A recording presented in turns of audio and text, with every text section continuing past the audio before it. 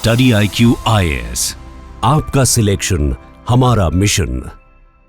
नमस्कार दोस्तों फाइनली लंबे समय से जिसकी चर्चा हो रही थी कि देश का पहला रेलवे के लिए जो वर्टिकल लिफ्ट ब्रिज है वो कब ओपन होगा। आप देख सकते हैं फाइनली इसका इनॉग्रेशन आज पीएम मोदी ने कर दिया है। ये वाला जो ब्रिज आप देख रहे हो ये पुराना ब्रिज था, पंबन ब्रिज, और ये जो नया वाला आप देख रहे हो काफ़ी ऊंचा है, काफ़ी बड़ा, और इससे बहुत सारे फायदे हैं। वो सब कुछ मैं आपसे डिटेल से चर्चा करूंगा, काफ़ी कुछ जानने को मिलेगा। चलिए आगे बढ़ते हैं, लेकिन उससे पहले आप सबको बता दूं, आप में से जो भी लोग यूपीएससी की प्रिपरेशन कर रहे हैं, हमारा जो नया फाउंडेशन बैच है फॉर लॉन्ग टर्म, मतलब जो भी लोग 2027 में एग्जाम देंगे प्रीलिम्स का, उनके लिए स्पेसिफिकली 8 अप्रैल से बैच स्टार्ट हो रहा है। You can use this code Ankit live to get maximum discount. चलिए शुरुआत करते हैं। देखिए मैं आपको थोड़ा सा बताना चाहता हूं कि तमिलनाडु के अंदर 2 स्टेशन है, मंडपम रेलवे स्टेशन और दूसरा है पंबन। इनफैक्ट मैप के थ्रू इसको समझते हैं। यहाँ पर श्रीलंका हम सब जानते हैं, ये रहा तमिलनाडु राज्य, और यहाँ पर नीचे कन्याकुमारी, ऊपर की तरफ आप जाओगे तो पुडुचेरी, और फिर उसके बाद चेन्नई आता है। तो यहाँ पर रामेश्वरम आइलैंड बहुत ही इंपॉर्टेंट है,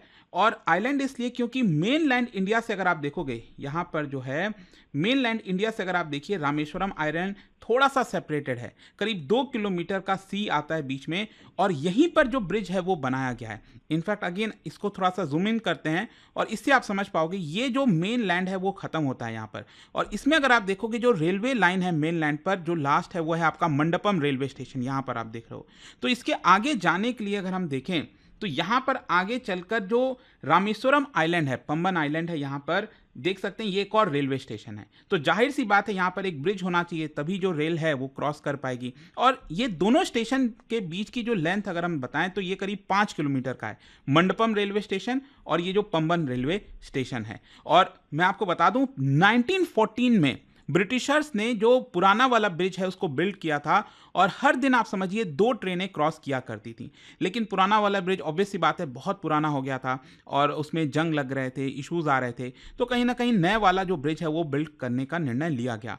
खैर ये जो 5 किलोमीटर का डिफरेंस आप देख रहे हो ना, मंडपम रेलवे स्टेशन और पंबन रेलवे स्टेशन, इनके बीच में जो 2 किलोमीटर का ये वाला डिस्टेंस है ये आपका सी वाला है। तो इसी 2 किलोमीटर में जो ब्रिज है पंबन ब्रिज वो आपका बनाया गया है, और ये बहुत ही इंपॉर्टेंट लिंक है रामेश्वरम के साथ, क्योंकि रामेश्वरम अपने आप में एक बहुत बड़ा टूरिस्ट हॉटस्पॉट है।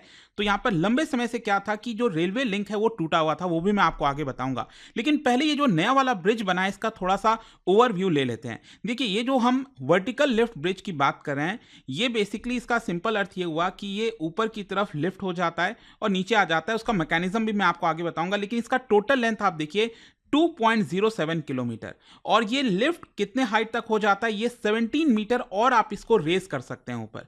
और इसको अगर आप ध्यान से देखेंगे तो आपको साफ दिखेगा, तो बेसिकली यहाँ पर एक रेलवे लाइन जो है वो भी बिछी हुई है, मतलब जो ट्रेन है वो यहाँ से गुजर सकती है। और जब भी यहाँ पर शिप्स को गुजारना हो, जो ऊंची हाइट्स की शिप्स होती हैं, जो बड़ी शिप्स होती हैं, तो इसके लिए ये जो पूरा का पूरा ब्रिज है, ये वाला पार्ट पोर्शन ये ऊपर की तरफ शिफ्ट हो जाता है। इसीलिए इसको वर्टिकल लिफ्ट जो है ब्रिज कहा गया, वर्टिकल लिफ्ट सी ब्रिज, क्योंकि ये सी में बना है। और ये जो ट्रैक है हम बात कर रहे हैं ना, वो single broad gauge railway track है, और इसकी जो टोटल लागत आई है बनाने की करीब 550 करोड़ रुपए की है। और ये बनाया किसने है? आरवीएनएल के द्वारा इसको एग्जीक्यूट किया गया है। और देखिए इंजीनियरिंग मार्वल इसको बोला जा रहा है। ये ध्यान रखिएगा, रेलवे के लिए भारत में पहला वर्टिकल लिफ्ट ब्रिज है।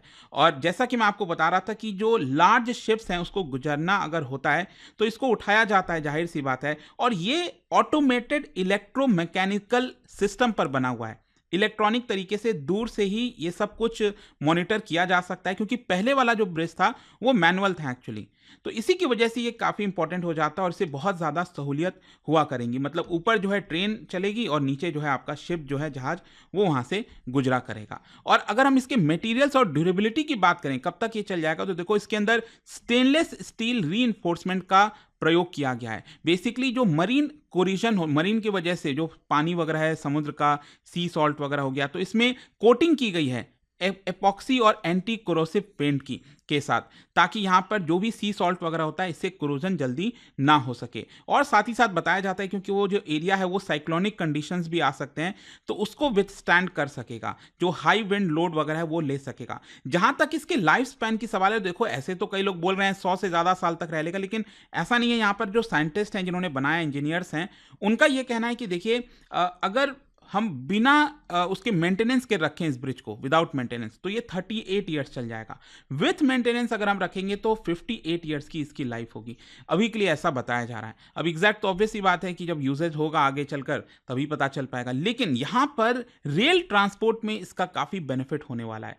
मतलब कि इसको डिजाइन किया गया इस ब्रिज को तो जो हाई स्पीड ट्रेन होता है वो वहां से गुजर सके 100 किलोमीटर पर आवर तक, और साथ ही साथ यहाँ पर जो रेलवे की कैपेसिटी है वहां से गुजारने की वो डबल हो जाएगी, ट्रैफिक फ्रीक्वेंसी ज़्यादा हो जाएगा, पैसेंजर्स गुड्स ट्रांसपोर्ट के लिए कनेक्टिविटी बेटर होगी रामेश्वरम तक। और साथ ही साथ पहले इसमें डिलेज आते थे, जो पुराना वाला ब्रिज था उसमें बहुत टाइम लगता था उसको ऊपर करने में, नीचे करने में, तो वो सारे जो डिलेज हैं वो खत्म हो जाएंगे। थोड़ा सा इसको मैं आपको पुराने वाले पंबन ब्रिज के बारे में बताता हूँ। देखो, इसकी इनॉग्रेशन जो किया गया था, कमीशनिंग, वो 1914 में था, ब्रिटिशर्स के द्वारा बनाया गया था। और उस समय भी देखिए ये बहुत इंपॉर्टेंट था, ये भारत का उस समय का पहला सी ब्रिज था उस समय का, एंड ये बेसिकली डबल लीफ स्ट्रक्चर वाला है। ये जो ब्रिज पुराना वाला था, आप देख सकते हो बीच में से ये टूटा हुआ जैसा आपको दिख रहा है, तो बेसिकली दोनों तरफ से ये उठता था, इसीलिए ये डबल लीफ स्ट्रक्चर है। जो अभी नया वाला बना है वो तो मैं आपको बताया कि एक सिंगल वर्टिकल जो है वो अपने आप ऐसे लिफ्ट हो जाता है।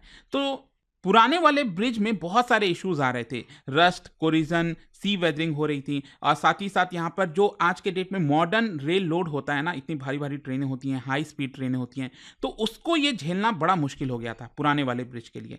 और इसकी वजह से क्या होता था कि अक्सर सर्विस मेंटेनेंस के लिए इस ब्रिज को बंद करना पड़ता था, तो पता ही नहीं था कि कब यहाँ पर जो ट्रेन है, ट्रेन की आवाजाही वो रुक जाती थी, तो बड़े इश्यूज आते थे यहाँ पर। इसी की वजह से यहाँ पर नया वाला जो ब्रिज है उसकी काफ़ी ज़्यादा ज़रूरत थी। इनफैक्ट मैं आपको बताता हूँ कि बताया ये जाता है कि 2019 में फाइनली डिसाइड किया गया था कि हमें पैरेलली एक नया ब्रिज चाहिए, लेकिन क्या है कि अब नया ब्रिज बनने में तो टाइम लगेगा, तो उसके पहले ही दिसंबर 2022 में इसकी डीकमीशनिंग कर दी गई पुराने वाले ब्रिज की, कि हमें अब इसका यूज़ नहीं करना चाहिए, अदरवाइज ये खतरा बन सकता है। और इसीलिए अगर आप देखोगे दिसंबर 2022 से लेकर अभी तक कोई भी ट्रेन रामेश्वरम नहीं पहुंची है, उस आइलैंड पर नहीं गई है, पंबन रेलवे स्टेशन नहीं गई है। और फाइनली आज जाकर पीएम मोदी ने ये जो नया वाला ब्रिज का इनॉग्रेशन किया है, इसके माध्यम से जो ट्रेन है वो रामेश्वरम तक पहुंच पाएगी। जहां तक इसके स्ट्रैटेजिक और इकोनॉमिक इंपॉर्टेंस का सवाल है, तो देखिए अनइंटरप्टेड मैरीटाइम ट्रैफिक, जो पार्क स्ट्रेट है ये पूरा, और नीचे गल्फ ऑफ मन्नार हो गया, आप देख सकते हो, तो यहाँ से जो बहुत सारे जो शिप्स वगैरह गुजरते हैं वो आसानी से बिना इंटरप्शन के गुजर सकेंगे। फिर इसके अलावा रेल सी इंटरकनेक्टिविटी बेटर होगी, टूरिज्म एक बहुत बड़ा पुश मिलेगा टूरिज्म को रामेश्वरम के लिए। और देखिए कल्चरल पॉइंट ऑफ व्यू से अगर आप देखोगे तो रामेश्वरम, आप सब जानते होंगे, चार धाम में से वन ऑफ द चार धाम है का एरिया है basically Rameswaram, and the bridge supports millions of pilgrims जो वहाँ पर एनुअली जाते हैं, उनके लिए फास्टर सेफर रूट हो जाएगा एक प्रकार से इस ब्रिज के ओपन करने से। अच्छा, ये वीडियो एंड होने से पहले मैं आपको एक और 1964 के साइक्लोन के बारे में बताना चाहता हूँ। देखिए क्या था ना कि उस समय क्या होता था कि यहाँ पर कनेक्टिविटी श्रीलंका तक की भी की जाती थी। ये जो आप देख रहे हो ना, ये पंबन रेलवे स्टेशन हो गया यहाँ पर, तो जो रेलवे लाइन होता था मंडपम, मैंने आपको बताया यहाँ से मंडपम रेलवे स्टेशन से ये ब्रिज, पंबन ब्रिज होते हुए यहाँ पर ट्रेन पहुँचती थी पंबन रेलवे स्टेशन पर। तो यहाँ से दो तरफ डिवाइड हो जाती थी। एक जो रेलवे लाइन है वो आपका रामेश्वरम तक चला जाता था, जो अभी भी है रामेश्वरम यहाँ पर स्टेशन, और जो दूसरा रेल लिंक है वो इधर की तरफ आता था धनुषकोडी, आपको जो सबसे आखिरी पॉइंट हम सब जानते हैं, राइट। तो ये जो रेलवे लाइन है वो उस समय यहाँ तक आती थी, और यहाँ से स्टीमर वगैरह के माध्यम से फिर लोग जो है श्रीलंका ट्रैवल कर पाते थे। 1964 में क्या होता है, एक बहुत बड़ा हादसा होता है, एंड उस समय बताया ये जाता है कि 650 पैसेंजर्स मंडपम रेलवे स्टेशन से 6 बोगी में चले थे, 6 रेलवे की बोगी थी उसमें चले, और पंबम रेलवे स्टेशन पर आकर वो उनमें से बहुत से लोग उतर गए थे। तो उसके बावजूद भी ट्रेन में बहुत सारे लोग थे जो कि धनुषकोडी की तरफ जा रहे थे, और उसी समय 1964 में काफ़ी बड़ा साइक्लोन आया और पूरी की पूरी जो ट्रेन है वो आपका बह गई थी, लिटरली बह गई थी। और अभी तक एग्जैक्ट आंकड़ा नहीं है हमारे पास कि कितने लोग उस समय मारे गए थे। किसी का कहना है कि 100, कोई 150, कोई लोग तो कह रहे हैं 250 तक मारे गए थे। तो एग्जैक्टली कितने नंबर्स की संख्या में, क्योंकि बहुत से लोग उतर गए थे यहाँ पर पंबन रेलवे स्टेशन में, तो ये एक बड़ा हादसा हुआ था। साइक्लोन वगैरह से यहाँ पर इश्यूज आ सकते हैं, तो कहीं ना कहीं इसको देखते हुए, और उस समय ये जो पुराना वाला ब्रिज था ना यहाँ पर पंबन ब्रिज, उसको भी बहुत बड़ा जो है झटका लगा था, काफ़ी सारा वर्क कराना पड़ा था उसको वापस से रिनोवेट करने के लिए। तो ये पूरी कहानी है। आई होप कि आपको समझ में आ गया होगा ये जो नया पंबन ब्रिज है वो क्यों इतना इंपॉर्टेंट है। और जाने से पहले एक इंटरेस्टिंग क्वेश्चन आप सभी के लिए, क्योंकि हम रामेश्वरम की बात कर रहे हैं, क्या आपको पता है रामेश्वरम में एक टेम्पल है, रामानाथ स्वामी टेम्पल। क्या बता सकते हो कौन से आर्किटेक्चरल फीचर की वजह से ये जो टेम्पल है वो बहुत ज़्यादा यूनिक है? ये 4 ऑप्शन है आपको बताना, और इसका जो राइट आंसर है आप सब जानते हैं, मेरे इंस्टाग्राम पर तो मिलेगा ही, वहाँ पर अगर आप नहीं, कोई बात नहीं, टेलीग्राम से ले सकते हैं इसका सही उत्तर। और जैसा कि मैंने आपको बताया, आप में से जो भी लोग 2027 के लिए प्रिपेयर करना, हमारा जो लॉन्ग टर्म अप्रैल बैच है 8 अप्रैल से स्टार्ट हो रहा है, you can use this code Ankit live to get maximum discount. Study IQ IAS, आपका सिलेक्शन हमारा मिशन।